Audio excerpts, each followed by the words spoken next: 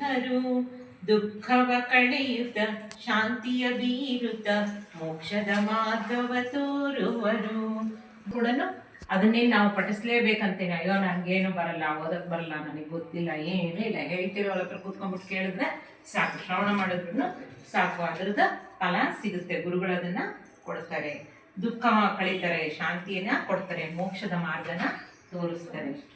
ದತ್ತನೆ ರಾಮನು, ದತ್ತನೆ ಕೃಷ್ಣನು, ದತ್ತನೆ ಲಕ್ಷ್ಮೀ ವಲ್ಲಭನು, ದತ್ತನೆ ಪಂಡರಿ, ದತ್ತನೆ ವಿಠಲ, ದತ್ತನೆ ಕಾಶಿಯ ವಿಶ್ವೇಶ್ವರ.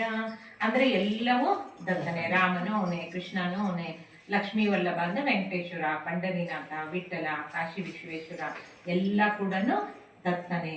ದತ್ತನೆ ಲಕ್ಷ್ಮಿಯು, ದತ್ತನೆ ಕಾಳಿಯು, ದತ್ತನೆ ಶಾರದೆ ಬಹುವಿಧವು, ದತ್ತನೆ ಸಮರ್ಥ ಅಮರ ರೂಪವು, ದತ್ತನೆ ಸರ್ವ ಚರಾಚರವು. ಅಂದ್ರೆ ಇಲ್ಲಿ ಅರ್ಧನಾರೀಶ್ವರ ಅಂತ ನಾವೇನ್ ಹೇಳ್ತೀವಿ ಅಂದ್ರೆ ಒಂದು ಆ ಭಗವಂತ ಅಂತ ತಗೊಂಡಾಗ ಅಲ್ಲಿ ಆತ ಪುರುಷ ಮಹಿಳೆ ಅಂತ ಏನೂ ಬರಲ್ಲ, ಅದು ಎಲ್ಲವೂ ಭಗವಂತನೇ. ಅದ ಲಕ್ಷ್ಮಿ ಅವತಾರನೂ ಅವನೇ, ಕಾಳಿ ಅವತಾರನೂ ಅವನೇ, ಶಾರದಾ ಮಾತೆ ಅವತಾರನೂ ಅವನೇ, ಎಲ್ಲ ಸಮರ್ಥ ಸದ್ಗುರು ಅಂತ ಅವ್ರ ಅವತಾರನೂ ಅವನೇ, ಸಾಯಿನಾಥನೂ ಅವನೇ, ಎಲ್ಲರೂ ಅವ್ರೆ ಅಂತ ಹೇಳ್ತಾರೆ. ಆಮೇಲೆ ಸಮಸ್ತ ಚರಾಚರ ಅಂದ್ರೆ ಅಣು ಅಣುವನ್ನು ಕೂಡ ಭಗವಂತನೇ.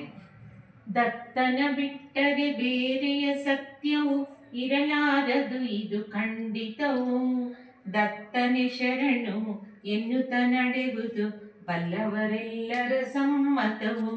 ಅಂದ್ರೆ ಒಂದೊಂದು ಯುಗದಲ್ಲಿ ಒಬ್ಬೊಬ್ರು ಅವತಾರ ತಾಳ್ ಬಂದಾಗ ಅವ್ರನ್ನ ಫಾಲೋ ಮಾಡೋದು ಜಾಸ್ತಿ ಇರುತ್ತೆ. ಕೃಷ್ಣನ್ ಯುಗದಲ್ಲಿ ಕೃಷ್ಣನ್ ಫಾಲೋವರ್ಸ್ ಜಾಸ್ತಿ ಇತ್ತು, ದತ್ತನ ಯುಗದಲ್ಲಿ ಹಂಗೆ ಆ ತರ ಒಂದೊಂದು ಅವತಾರದಲ್ಲಿ ಬಂದಾಗ ಅವ್ರನ್ನ ಅನುಸರಿಸ್ಕೊಂಡು ಹೋಗೋದು ಜಾಸ್ತಿ ಇರುತ್ತೆ. ಅವ್ರನ್ನ ಅನುಸರಿಸಿದ್ರೆ ಸಾಕು, ಬೇರೆ ಏನು ತಲೆಯಲ್ಲಿ ಇಟ್ಕೊಳ್ಳೋದು ಬೇಡ.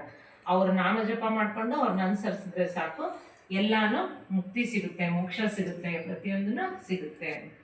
ಪ್ರೀತಿಯ ನಾಮದಿ ಪ್ರೀತಿಯ ರೂಪದಿ ಭಜಿಸಿರಿ ಬೇಗನೆ ದತ್ತನನು, ಬಹುವಿಧ ಭಕ್ತಿಯ ಪ್ರೀತಿಗಳೆಲ್ಲವೂ ಕೊನೆಯಲ್ಲಿ ಮುಟ್ಟುವುದವನನ್ನು, ಕೊನೆಯಲ್ಲಿ ಮುಟ್ಟುವುದವನನ್ನು.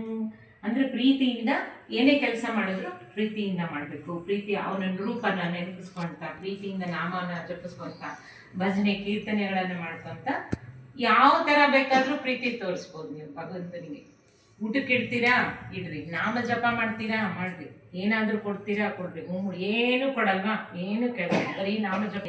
ಬಹುವಿಧ ಭಕ್ತಿ ಅಂತ, ಬಹುವಿಧ ಭಕ್ತಿಯ ಪ್ರೀತಿಗಳೆಲ್ಲವೂ ಕೊನೆಯಲ್ಲಿ ಮುಟ್ಟುವುದು ಅವನನ್ನು. ನಾವು ಭಕ್ತಿ ಭಗವಂತ ನೋಡಲ್ಲ, ನಾವು ಭಕ್ತಿಯಿಂದ ಏನೇ ಕೊಟ್ಟರು, ನೀನು ಸ್ನಾನ ಮಾಡಿದ್ಯಾ ನೋಡಲ್ಲ, ನೀನೇನು ಮುಖ ತೊಳೆದಿದ್ಯಾ, ಬ್ರಷ್ ಮಾಡಿದ್ಯಾ, ಇದು ಯಾವುದು ಕೇಳಲ್ಲ. ನೆನಪಂತನ ಧ್ಯಾನ ಮಾತ್ರ ಕೇಳ್ತಾನಷ್ಟೇ. ನಾವೆಲ್ಲ ಕಂಡೀಷನ್ಸ್ ಹಾಕೊಂಡ್ಬಿಟ್ಟಿದೀವಿ, ಹಿಂಗೇ ಇಲ್ಲೇ ಹಿಂಗೇ ಮಾಡಬೇಕು ಅಂತ. ಅಂದರೆ ಸ್ನಾನ ಮಾಡಿ ದೇವ್ರ ಮನೇಲಿ ಕುತ್ಕೊಂಡು ಪೂಜೆ ಮಾಡಿದ್ರೇ ನೀನು ಅಡುಗೆ ಮಾಡ್ಕೊಂತ ಮಾಡು, ಕಾಫಿ ಮಾಡ್ಕೊಂತ ಮಾಡು, ಏನು ಬೇಕಾದ್ರೂ ಮಾಡು, ಧ್ಯಾನ ಮಾಡ್ಬೇಕಂತ